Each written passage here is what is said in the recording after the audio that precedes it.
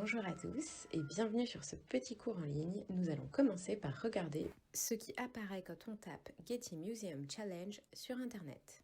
On peut se poser tout de suite une question. Est-ce que refaire une œuvre, c'est vraiment une pratique artistique? Refaire une œuvre, la copier, l'imiter, c'est justement quelque chose qui existe depuis très longtemps dans l'art. À la Renaissance, par exemple, c'est comme ça qu'on apprenait à peindre. On allait dans l'atelier d'un peintre et il nous apprenait à copier. Dans ces cas-là, copier servait donc à apprendre. Mais aujourd'hui, de nombreux artistes refont des œuvres pour plein de raisons différentes. Montrer l'intérêt d'une technique, répondre à un artiste du passé, montrer que le monde change, s'amuser ou encore parler de ce qui les influence. Arrêtons-nous sur cette œuvre. Cette œuvre est importante car ce n'est pas juste une nouvelle version de la Joconde. Marcel Duchamp n'a rien fait à part rajouter des moustaches et un titre provoquant sur une reproduction de la Joconde.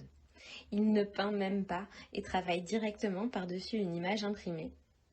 Mais il invente ainsi une nouvelle façon de travailler. Le détournement, qui consiste à s'approprier une création pour en changer le sens. Bon alors je sais ce que vous allez me dire. On peut revisiter une œuvre, la détourner, la citer, mais est-ce que pour autant se mettre en scène soi-même est une pratique artistique? Aujourd'hui, l'artiste ne répond plus forcément à une commande.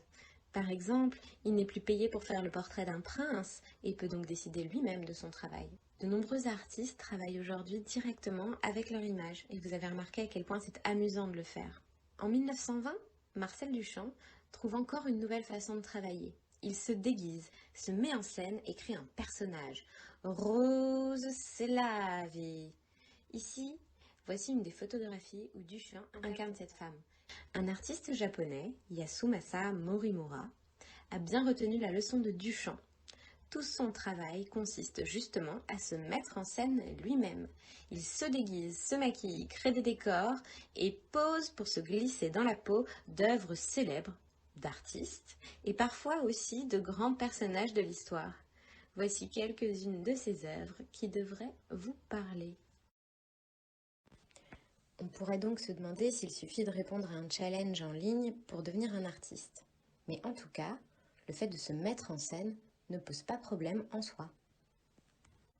Ce challenge aura en tout cas eu l'intérêt de nous faire découvrir à tous des œuvres et de nous permettre de les fréquenter malgré le confinement.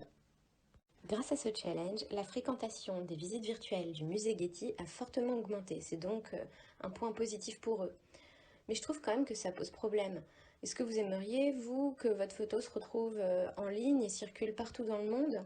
J'espère que vous y réfléchirez à 2 fois avant de poster votre image n'importe où. Regardez ce que Madame Léger a fait de moi. Vous avez envie, vous, de parler avec une voix bizarre?